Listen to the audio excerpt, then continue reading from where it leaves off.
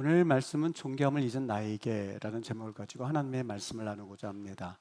우리의 삶을 가만히 한번 이렇게 돌아보다 보면 마치 이 삶 가운데에 뒤처지면 죽는다라는 그 무한 경쟁에 내몰리고 있는 경주마의 모습을 가지고 살아가고 있는 것은 아닐까 하는 생각을 해보게 됩니다.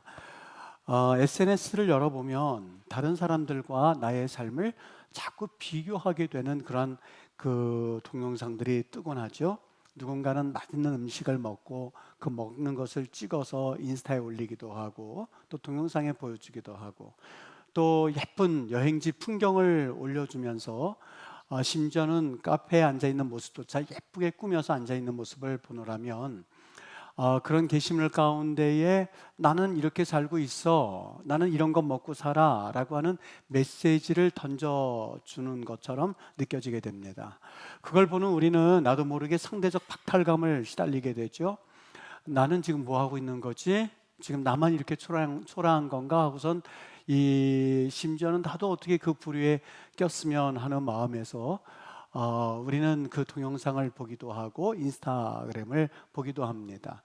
이 카페에 가서 보면 이 카페 한결같이 커피를 마시는 분들이나 아니면 예쁜 것을 보면 그 음식 먹기 전에 다 같이 사진을 찍는 것을 보게 돼요. 옆에서 이렇게 지켜보다 보면 그게 어떤 마음일까? 좀 예쁘고 멋있는 그런 장소에서 그리고 맛있는 음식 앞에서 나도 그 사진을 좀 찍어서 그리고 좀 소장하고 싶고 나도 이렇게 살고 있어 라고 하는 것을 간직하고 싶은 마음이 있는 것이라는 생각이 듭니다.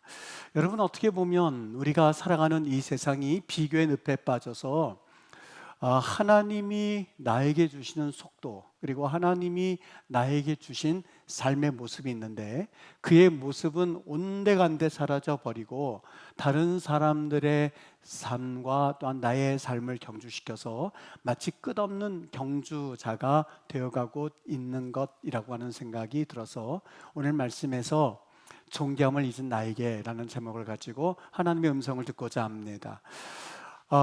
제가 이 말씀을 시작하기 전에 한 여배우를 소개하고 싶은데요. 여러분 신혜라 집사님을 아실 겁니다. 그 당시만 해서 신혜라 씨였었겠죠. 1990년대 한국에서 최고의 인기를 누리던 여배우였었어요. 얼마나 미모가 아름답습니까? 미국으로 유학을 가서 자녀를 양육을 하고 입양을 하고 그리고 사역을 하는 등 여러 가지 바쁜 생활을 보냈습니다만 그 가운데서 공허함을 느끼는 거예요. 열등감도 느끼고 가자마자 언어가 안 되니까 처음에는 사실 얼마나 그 모습이 초라해 보였겠어요. 그 혼란을 겪는 가운데 이 육아의 스트레스도 있죠. 연기 활동도 중단이 되었죠. 한국 사회와 단절이 되었죠. 그러니까 자기도 모르게 나는 아무 쓸모없는 사람이야 이렇게 느껴졌다고 합니다. 그래서 자기 자신을 바라보기를 나는 무기력한 주부, 자녀에게 화내는 엄마, 남편의 도움도 못 되는 사람, 나는 그냥 조용히 살아줘도 될 사람. 신혜라 집사님이 그때 자신의 역할과 상황이 곧 자기의 정체성이라고 오해를 했습니다. 여러분, 여기 정체성 그러니까 약간 어려운 말로 들릴 수가 있는 정체성은 쉽게 말하면 나는 누구지? 나는 누구지? 하는 것을 스스로 정의한 것을 일컬어서 정체성이라고 보시면 됩니다.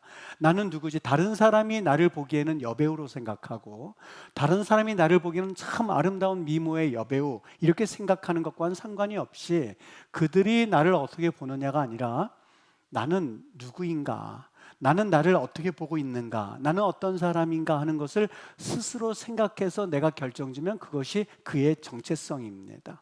신혜라 집사님은 많은 사람들이 생각하는 것처럼 뛰어난 미모의 여배우, 잘 나가는 사람, 잘 나가는 남자의 부인 이렇게 자기를 생각한 것이 아니라 그녀의 정체성은 나는 나쁜 엄마, 나는 실패자, 나는 무능력한 사람, 그리고 실패한 인생, 없어져도 좋을 만한 사람이 그녀의 정체성이었던 겁니다. 여러분, 그러한 사람들은 사실 이 사탄이 그 사이를 파고들어서 우리를 들뜨기도 하고 우리를 절망에 빠지게 하기도 하는데 작은 칭찬 한마디에도 지나치게 들뜨게 합니다. 그리고 반대로 사소한 비난이나 아니면 무심코 내게 던지고 내게 들려지는 말 한마디에 쉽게 무너져 내립니다. 여러분, 그거는 그분의 감정이 예민해서가 아닙니다. 오랜 시간 동안 존중받지 못한 채 나는 사랑받을 수 없는 존재야 라고 하는 부정적 자아상이 마음 깊은 곳에 자리 잡고 있다가 그 말 한마디에 마치 돌을 던지면 막 거기에 물방울이 튀는 것처럼 그것이 막 솟아오르는 거예요. 나는 괜찮아, 나는 잘하는 사람이야 라고 말하기보다는 늘 내가 가지고 있었던 잠재된 의식에서 그렇지, 내가 그러면 그렇지, 난 실수하는 사람이야, 그리고 난 부족한 사람이야, 이 부정에 익숙해지다 보니까 겉으로는 사람들에게 인정받고 싶고 또 사랑도 받고 싶고 존경도 받고 싶고 좋은 말을 듣고 싶습니다만 속으로는 스스로를 일컬어서 나는 참 무가치해, 나는 항상 실패해, 내가 하면 되던 일도 안 돼, 그러면 그렇지 내가 하면 꼭 안 되더라, 이런 것을 사단이 틈을 파고듭니다. 그래서 세상이 정해놓은 기준이 있죠. 이를테면 성공이라든지 아니면 외모라든지, 여러분 아세요? 시대마다 그 미의 기준이 달라진다는 것 알고 계시죠? 아브라함이 살던 시대 때에 그 미의 기준은 어디에 있었나요? 그 자기의 며느리를 구할 때 보면 알 수 있죠. 팔뚝 굵고 그리고 힘쓰고, 그리고 우리가 생각하는 이런 몸매와는 상관이 없이 일 잘할 수 있을 만한 그런 형태의 여인이 그 당시는 미모였었어요. 아브라함의 아내 사라를 이렇게 그 고고학 연구팀에 의해서 이렇게 한번 묘사한 적이 있는데요, 우리가 생각하는 그러한 사라를 보고 너무 아름다워서 사람들이 데려갈까 봐 아브라함이 거짓말하잖아요. 근데 그 당시에 그 사라는 우리가 생각했을 때의 그런 미모와는 상관이 없었어요. 얼굴이 넓적하고 힘도 세고 마치 이 농사하는데 아주 적합한 힘쓰는 사람의 모습이 아름다운 미의 기준이었었어요. 여러분, 각 시대마다 미가 다르거든요. 현 시대에 아름답다고 하는 사람을 이제 한 500년, 1000년 지나고 나면 저런 사람을 아름답다고 했지라고 생각할지도 모릅니다. 여러분, 이런 세상이 정해놓은 그 시대마다 정해놓은 기준을 도구 삼아서 사람들의 비교와 시선을 통해서 항상 내 자신의 정체성을 정할 때가 얼마나 많은지 몰라요. 여러분, 말 가운데 이런 말 하지는 않습니까? 나는 무능력한 엄마야, 아이는 나 때문에 내가 가지고 있는 유전자 때문에 얘도 별 볼 일 없을 거야, 이런 말 하신 적은 없습니까? 나는 부모 자격이 없어, 내 아이의 성품은 바로 나 때문에 그 아이의 성품도 그렇게 잘할 수가 있지, 내 아이가 누구를 닮았겠어? 여러분, 이런 말 해보신 적 없으십니까? 나는 열심히 해도 항상 안 되더라, 우리 아이들 뭐 다르겠어, 내 자녀인데 난 내 존재 자체가 그냥 민폐야, 뭐 이런 말 하신 적 없으십니까? 여러분, 그 비교하고 열등감 가지고 그리고 낙심하고 자기를 혐오하고 우울해하고 있는 그 마음속을 내가 점령당하게 되었을 때에, 그때에 하나님이 우리에게 주신 가치관을 잃어버린 채 사탄이 그 마음을 지배하고 있는 거예요. 여러분, 하나님은 그렇게 우리에게 말씀하신 적이 없거든요. 하나님이 우리를 보실 때 뭐라고 말씀하셨을까요? 우리를 하나님의 형상을 따라서 만드셨다라고 성경은 말씀하고 있어요. 형상, 짤렘. 우리를 바라보면 야, 하나님이 저르셨구나 하는 것을 느끼도록 우리를 창조해 주셨거든요. 근데 마귀는 하나님이 우리를 바라보는 시각, 그래서 나의 정체성을 내가 분명하게 하기도 전에 그 사이를 자꾸 파고듭니다. 그리고 세상의 그 성공 기준, 세상의 외모, 세상에서 말하는 그 실력을 정해놓고 여기에 맞춰서 살아가지 않으면, 그러면 그 사람은 실패된 인생으로, 실패된 삶으로 낙인을 찍어버립니다. 루케이도의 이 소설에 보면은요, 거기에 보면 참 재미나는데 사람들이 네모난 상자를 가지고 다니는 거예요. 이 저자가 가만히 보니까 다른 사람들이 네모난 상자를 가지고 다니는데 자기는 없는 거예요. 사람들이 말해요. 너는 상자가 없니? 없는데 아이 별 볼 일 없구만. 사람들이 가지고 오니까 점점점 상자가 늘어나요. 그러니까 이 친구도 상자가 왜 있어야 되는지도 모른 채 상자를 모으기 시작해요. 그리고 그 상자를 높이 쌓아두어요. 나중에는 그 사람들보다 더 많은 상자를 가지고 있게 돼요. 그리고 스스로 자부심을 느끼는데 저녁이 되니까 사람들이 다 각기 집으로 가는데 자기는 상자밖에 남지 않아서 그 위에 앉아서 쓸쓸해하는 그러한 소설이 있습니다. 너는 특별하단다에 나오는 이야기지요. 여러분, 세상이 그냥 상자라고는 기준을 정해두어요. 그리고 그것을 기준 삼아서 너 얼마나, 그리고 어떻게, 그리고 내 외모는, 그리고 내 실력은 정해놓고 그거에 따라오지 못하면 너의 정체성은 형편없는 사람이야라고 규정해버리는 것이 사단의 역할이거든요. 그리고 마음을 점령해버리거든요.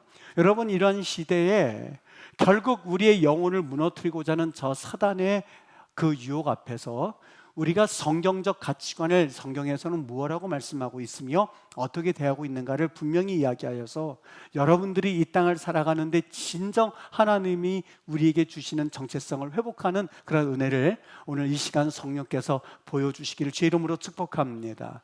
시편 42편의 이야기인데요, 저는 이 42편을 가지고 참 은혜를 받은 한 주였습니다. 42편 5절에 보면 내 영혼아 네가 어찌하여 낙심하며 어찌하여 내 속에서 불안해하는가? 너는 하나님께 소망을 두라 라고 말합니다. 아마 이 시편에 있는 시인은 아주 기가 막힌 여러 가지 어려운 상황에 처했었던 것 같아요. 1절서부터 5절까지 보면 내 영혼이 주를 차게 갈급하고 내가 어느 때 하나님의 얼굴을 뵐 수 있을까라고 하면서 참 지금 현재 그의 상황이 심상치 않구나 하는 것을 느끼게 하는 대목입니다. 그런데 여기 마지막 우리가 읽은 본문 말씀 5절에 보면 내 영혼아 네가 어찌하여 낙심하며 어찌하여 내 속에서 불안해하는가 라고 하는 그 구절을 보십시오. 이 우리나라 말 형태에서도 이런 문법 구조가 없고요, 히브리어 형태에서도 이런 구조를 자주 쓰고 있지는 않습니다. 근데 재미난 구조 중에 하나가 내가 어떻게 낙심하고 내 속에서 이렇게 불안해하지 이렇게 얘기하는 것이 아니라 자신을 객관화시켜요. 뭐라고 돼 있죠? 내 영혼아 네가 어찌하여. 이 말은 우리 쉽게 표현하면 제가 기도하면서 이렇게 말하는 거예요. 성훈아, 이 목사, 이성훈 목사야, 이성훈아 너 지금 왜 그렇게 행하고 있지? 너 지금 왜 실망하고 있는 거지? 이렇게 말하면서 자기를 객관화시키고 있는 내용이에요. 여기 그 말이 내 영혼아예요. 그러니까 재미난 것이 하나가 있습니다. 일반적으로 나는이라고 하면 시편 기자가 대부분 남자였기 때문에 남성형으로 쓰여졌을 텐데 내 영혼아 이렇게 돼 있는데 히브리어는 본래 성수가 있습니다. 즉 남성이 있고 여성이 있고 중성이 있거든요. 이를테면 세페르 책 같은 경우는 남성형이에요. 그리고 왕 같은 경우도 무조건 남성이에요. 남성형으로 다 받아요. 그런데 여기 한 가지, 오늘 성경에서 내 영혼아 라고 그랬는데 이 영혼아는 성이 뭐냐면 여성이에요. 여성. 참 신기하죠? 이 에레츠, 그 국가도 역시 땅도 역시 다 여성이고 그러는데 내 영혼아 하는 것을 여성으로 쓰고 있습니다. 왜 어떻게 이 여성이라는 명사를 써서 일부러 했을까 하는 것도 또 하나의 궁금증이고 또 한 가지가 있습니다. 여러분, 여기 여성이라고 했을 때에 동사도 여성형으로 다 받고 있거든요. 그러니까 오늘 이 시인은 내 영혼아 라고 했을 때에 객관적으로 하면서 그 다가가는 그 모습이, 여러분 남성이 여성에 다가갈 때 조심스럽잖아요. 그리고 연약하니까 도와주려고 하잖아요. 마찬가지 심정이에요. 자기의 영혼을 향하여서 막 윽박지르면서 거칠게 대하는 것이 아니라 오늘 시인이 자기의 영혼을 대해서 아주 조심스럽게 다가가고 있는 것을 표현하기 위한 하나의 방법이에요. 또 한 가지 참 재미난 게 있는데 제가 여기 낙심하며 라고 하는 그 언어를 찾아봤거든요. 티시토아히 이렇게 되어 있거든요. 근데 지금까지 이게 해석이 안 되는 거였었어요. 이게 왜 끝에 히가 붙어 있지? 이게 도대체 무슨 뜻이지? 왜냐하면 낙심하다란 말이 히가 붙어서는 안 되거든요. 근데 참 제가 보면서 이게 뭘까? 왜 붙었지 하다가 문법책을 하나 꺼내다 봤는데요. 그 문법책에 아주 작은 부분에 뭐 하나가 쓰여져 있냐면, 저도 지금까지 한번 봤던 거는 기억이 나는데 성경에서 한 번도 보지 못해서 잊어버렸던 거였었어요. 뭐냐면 그 단어에 히브리 말로 히라고 하는 말을 붙여서 어떤 용어를 하게 하냐면요, 이거는 간절하고 친근감을 가져줄 때 이 말을 쓰는 유일한 문법 구조가 하나가 있습니다. 이게 무슨 말이냐면, 여러분, 의사가 있어요. 의사가 환자를 대하는데 환자가 지금 아팠거든요. 아파서 왔거든요. 그러니 의사 선생님이 이 환자한테 감기예요, 그리고선 약을 처방해 주는 경우가 대부분이에요. 그런데 이 의사 선생님이 우리 어머니라고 생각해 보시죠. 우리 아버지라고 생각해 보시죠. 내 형이라고 생각하고 오빠라고 생각해 보세요. 그리고 내 자녀가 의사여서 지금 있다고 생각해 보세요. 뭐라고 그럴까요? 감기예요, 약 처방 있습니다, 가져가세요, 그렇게 말할까? 아니요. 어저께 몇 시에 잤어? 엄마, 어저께 몇 시에 주무셨어? 에어컨 바람 다 쐬었었지. 그러니까 이거 지금 감기 드는 거, 이거 그냥 놔두면은 폐렴으로 되고 절대 안 되니까 내가 이거 약 처방해 줄 테니까 이거 꼭 드시고 하루에 3번씩 드시고 꼭 식사하시고 드셔야 돼, 알았죠? 그렇게 말할 거예요, 자녀라면. 그렇죠? 일반적으로 그렇게 객관화해서 감기예요, 약 받아가세요라고 말하지 않을 거예요. 희가 그거예요. 여러분, 제가 이걸 발견하는 순간이요, 얼마나 마음에 감동이 되든지. 왜요? 내가 어찌하여 낙심하며 라고 하는 그 낙심하며 라고 하는 것은 너 지금 낙심이 되어 있구나 하는 그러한 규정을 지은 게 아니라니까요. 여기에서 말한 희라고 하는 말을 통하여서 내 영혼아, 여성형으로 받음으로 조심스럽게, 어떻게 다 그렇게 절망하게 됐지? 어떤 일 때문에 그렇게 낭망하게 된 거야? 왜 그렇게 힘든 가운데 있는 거야? 왜 그렇게 지금 좌절하고 있는 거지? 너는 하나님의 자녀인데 그럴 만한 사람이 아닌데 왜 그렇게 낭망되어 있는 거지? 하는 것을 표현하기 위하여서 지금 그 이야기 가운데에 시편에 있는 42편의 그 시인이 자기의 영혼에 대해서 막 다루는 것이 아니라, 너는 그러니까 실망하지, 너가 되면 뭐가 되라고 거칠게 대하는 게 아니에요. 넌 항상 실패하지, 너 실수지, 너는 실패된 인생이야, 여러분, 거칠게 대하는 거예요. 근데 이 사람은 그렇게 하질 않아요. 하나님의 형상이라고 하는 그 복음적 접근을 가지고, 내 영혼아, 지금 무슨 일 때문에 그런 거지? 지금 왜 그렇게 절규하는 거야? 왜 이렇게 낙담하고 있는 거야? 끌어안고 울면서 말하는 것 같은 호소형을 가지고 오늘 자신의 영혼을 대하고 있는 모습을 보게 됩니다. 여러분, 바로 지금 이 모습을 보면서 은혜 받았던 내용이 바로 이 내용이었었어요. 우리는 종종 실패하면, 아유, 내가 그러면 그렇지, 나 항상 그래 왔어, 나는 항상 실패했어, 너 내 유전자야, 내가 이렇게 살고 있는데 너는 뭐 다르겠어? 송충이가 솔잎을 먹고 살아야지, 너는 뭐 다르겠니? 야, 아빠 운동 못했어, 너도 못할 거야. 아빠 원래 네가 약했거든, 너도 약할 거야. 아빠 시력이 안 좋았거든, 엄마 시력이 안 좋았거든, 너도 그렇게 살 거야. 엄마 머리 좀 안 좋았거든, 너 공부해도 될 게 없어. 여러분, 그것은요, 어떻게 대하는 모습이었을까요? 감정 없이 진단하는, 거칠게 대하는 영혼에 대한 태도인데, 오늘 복음적으로 접근하고 있는 이 시인은 그렇게 접근하지 않아요. 나 진짜 왜 이러지가 아니라, 내 영혼아, 왜 그렇게 깊이 낙심하는 거야? 하나님께 이 사랑을 받은 자야? 지금 어떤 일 때문에 상처를 받은 거야? 자기의 영혼에 대해서 소중히 다루고 있는 모습이 5절의 모습이에요. 42편 기자가 복음 안에서 자기 영혼을 다루고 있는 태도를 보면서 한 인물이 떠올랐습니다. 그 홈리스 사역자로서 아주 그 사역의 범위가 넓은 크리스틴이라고 하는 그 자매의 간증이에요. 여러분, 이 크리스틴이라고 하는 자매가 이 어려서부터 학대와 방임 가운데 자라났어요. 아버지가 알코올 중독자였었어요. 여러분, 혹시 가정에 알코올 중독자를 이 가족으로 두신 분들은 아실 거예요. 얼마나 그 가정이 피폐해지고 그 가정이 무너지기 쉬운지. 어머니 크리스틴은 반복해서, 아버지는 알코올 중독자죠. 어머니 크리스틴은요, 이 아이 크리스틴에게 끊임없이 너는 태어나지 말았어야 할 존재인데 실수로 태어난 아이, 그걸 이를 대명사처럼 불러준 거예요. 학교에서 아이의 자존감이 얼마나 떨어진지 항상 자신을 일컬어서 쓰레기 같은 존재라고 여겼다고 그래요. 청소년 시기에는 자살 충동에 시달렸는데 더 이상 그 집에서 살지 못하고 15살짜리 여자아이가 집을 나가서 방황하다가 거리에 노숙자로 전락합니다. 그녀의 삶은 한마디로 요약하면 버림받음 그 자체였었죠. 근데 어느 날 배가 고파가지고 더 이상 견딜 수가 없어서 이 교회에서 이 급식소가 있었는데 노숙자를 위한 급식소를 찾아갑니다. 그때 자원봉사를 하던 권사님 한 분이 조심스럽게 크리스찬에게 말을 건 거예요. 근데 이 크리스찬을 보니까 정말 이 눈이 반짝반짝하게 너무 맑은 거예요. 외모와는 상관이 없이. 노숙자니까 어떤 모습이었는지 금방 상상이 되지 않습니까? 얘야, 너 참 눈이 맑구나. 참 보물 같은 눈을 가졌네. 그 말을 했더니 여러분, 사람이 하도 찌들어 있으면은요, 이 다른 사람이 이야기해 주는 것에서 그래요? 내 눈 예뻐요? 이렇게 반응을 하지는 못해요.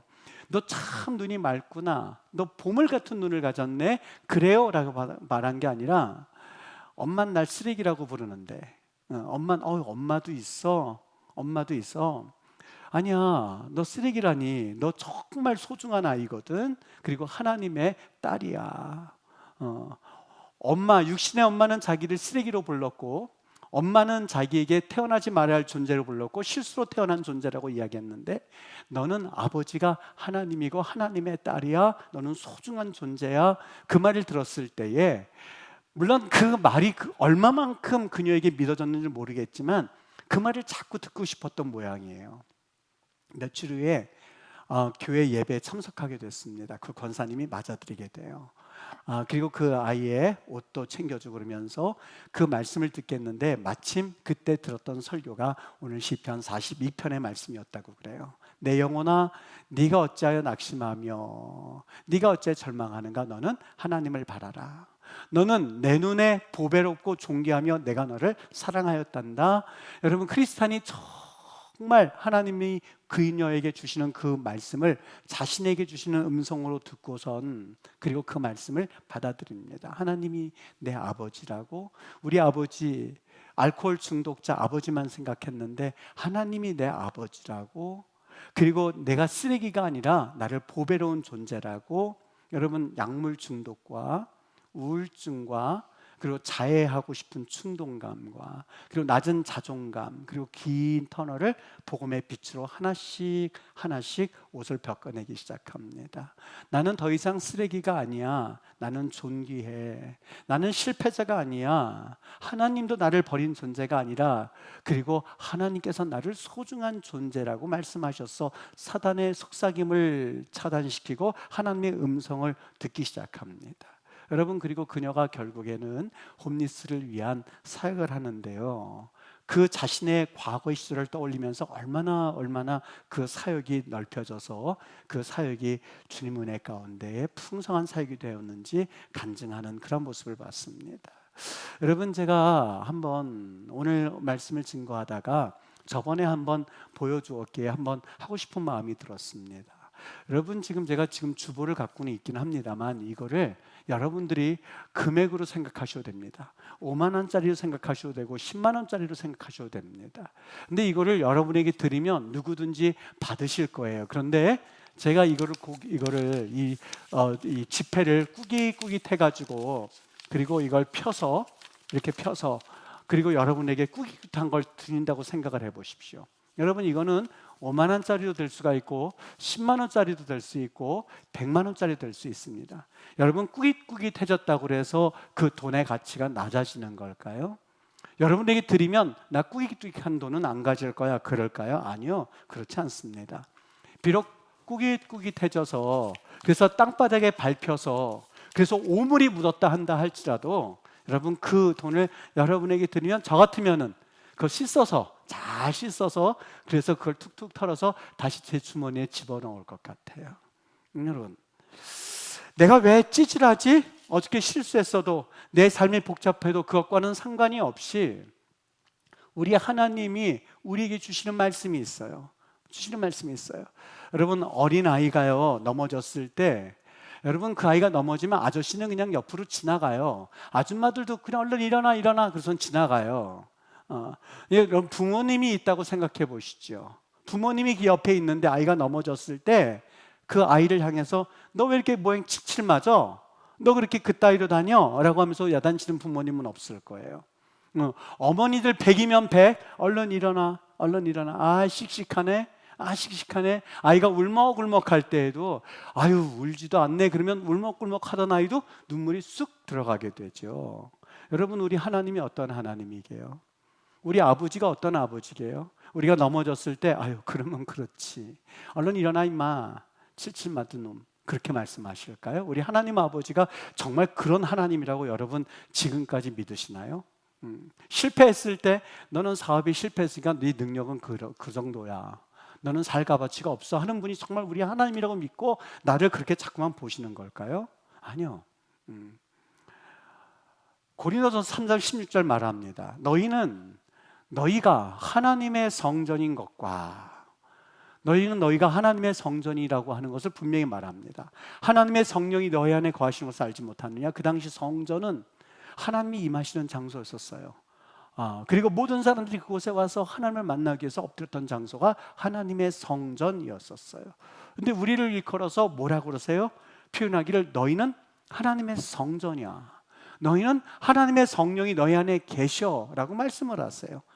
이사야 43장 4절 말씀, 네가 내 눈에 보배롭다고 말씀하세요. 여기 말하는 그 보배롭다라는 말은 보물과 같은 존재라는 거예요. 돈 정도라 거칠 만한 값어치가 아니에요. 가장 소중한, 아마 여러분 지금이야 조금 달라질 수 있습니다만 예전에 금덩어리, 전쟁 나면 그거라도 쓰기 위해서 금덩어리를 소중하게 간직했었다고 그래요. 여러분, 너는 내 눈에 어느 것과도 비교할 수 없는 금덩어리 같은 존재야. 내가 너를 사랑했거든. 심지어 로마서 5장 8절에 말합니다. 우리가 아직 죄인 되었을 때, 꾸깃꾸깃 헤어져서 오물이 묻어서 더 이상 누구도 쳐다보지 않을 때에 그리스도께서 우리를 위하여 죽으심으로 하나님께서 우리에게 대한 자기의 사랑을 확증하셨느니라 라고 말씀하세요.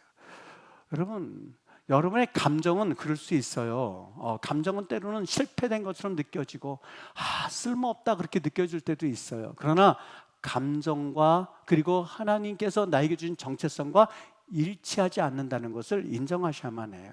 나는 누구예요? 내 감정은 지금 실패했어요. 그래요. 때로는 실패할 수 있죠. 넘어졌어요. 그럼 넘어질 수 있죠. 그건 내 감정에 불과해요. 그렇다고 해서 꾸깃꾸깃했다고 해서 그 돈의 값어치가 없어지는 건 아닌 것처럼 하나님께서 우리를 하나님의 자녀로 삼아주신 그 성과는 변함이 없거든요. 이 또 하나 우리가 기억하고 있는 배우가 하나 있는데요. 1990년도에 2000년대를 대표하는 한국의 유명한 여배우였었습니다. 누군지 아실 거예요. 밝고 성실한 이미지, 그리고 CF 드라마에서 아주 화면을 채웠었던 그런 아주 유명한 배우였죠.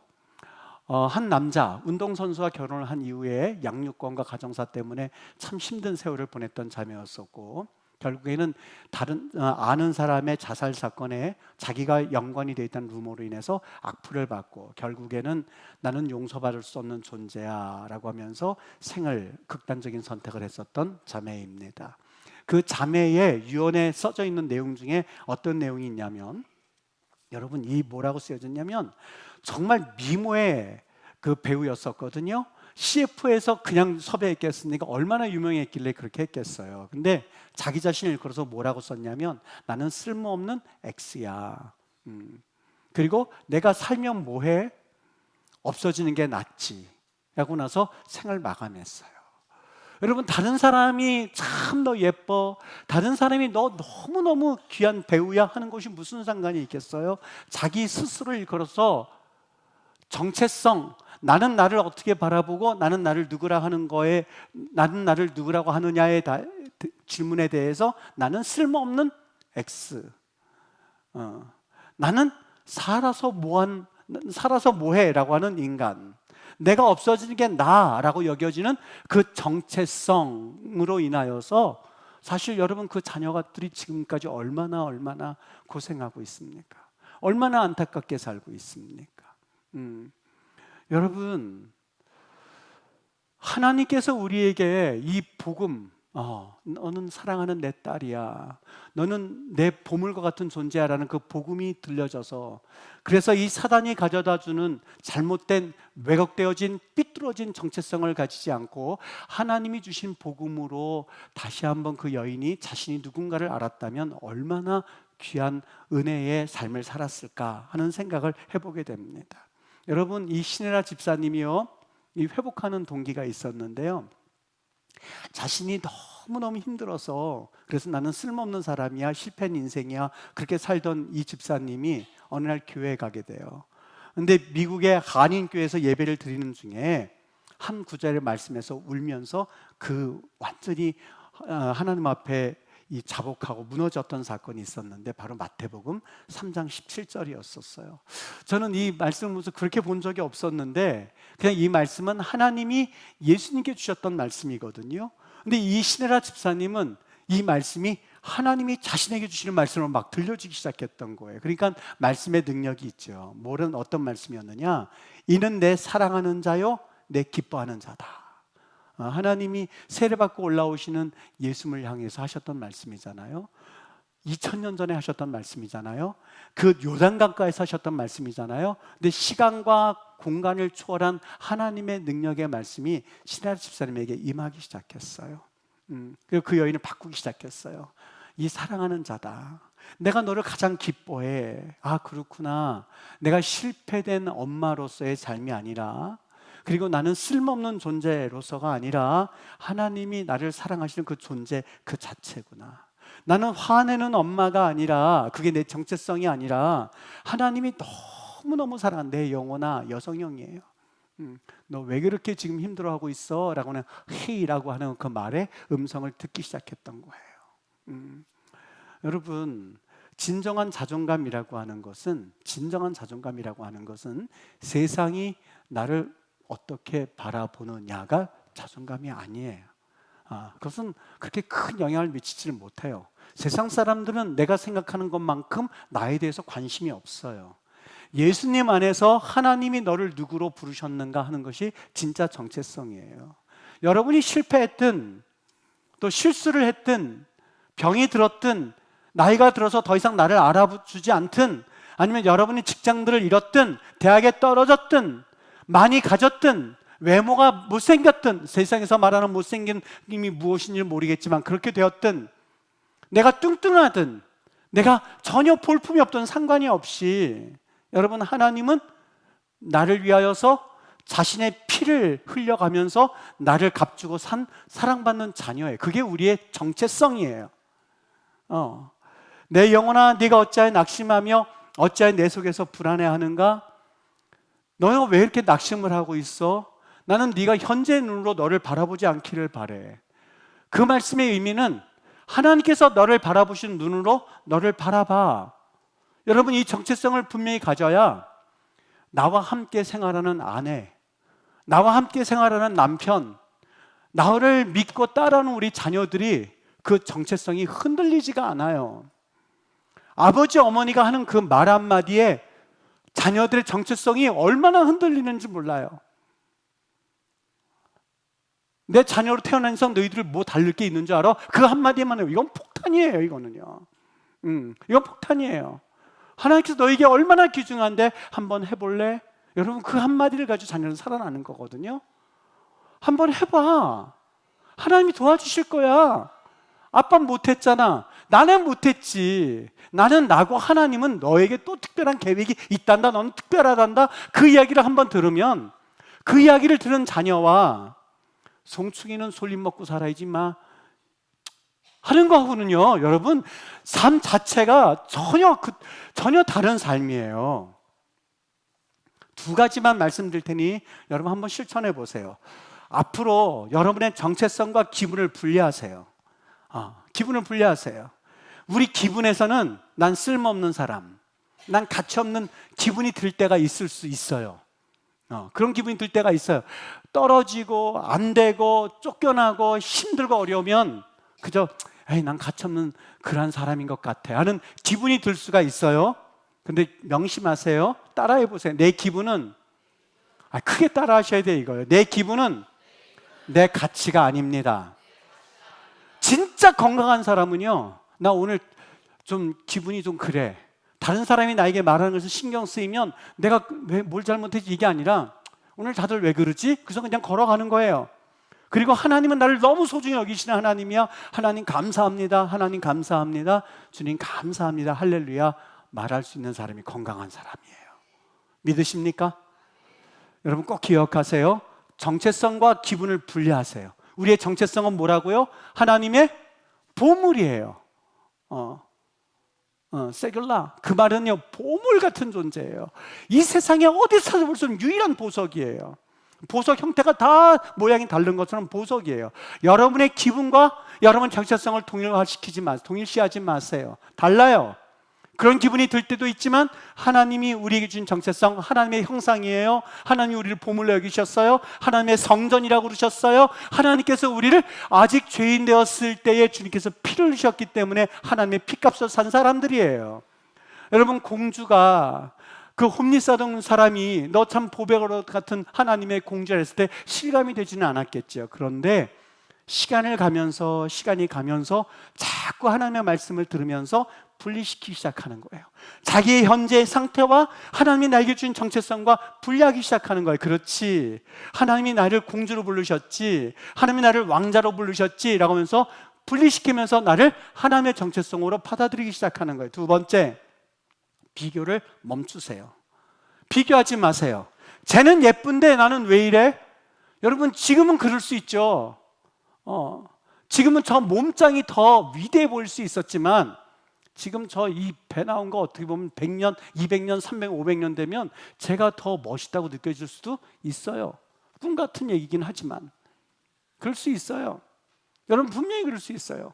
지금은 내 얼굴이 조망만 해서 참 좋고 야참 이렇지만 그 옛날에 뭐라고 그랬었어요?